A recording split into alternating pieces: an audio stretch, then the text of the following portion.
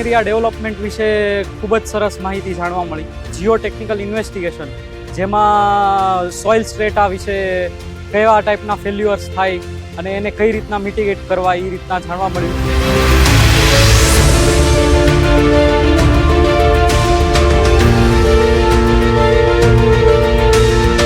અત્યારે અમે લોકો ગુજરાત મેટ્રોની અંદર આવેલા છીએ અને એ લોકોએ અમને જે મેટ્રો સ્ટેશનના કામ ચાલે છે, અંડરપાસ, ઓવરપાસ, તો એની અંદર કેવી રીતે કામગીરી કરે છે એ અંગે અમને ખૂબ સારી જાણકારી આપી.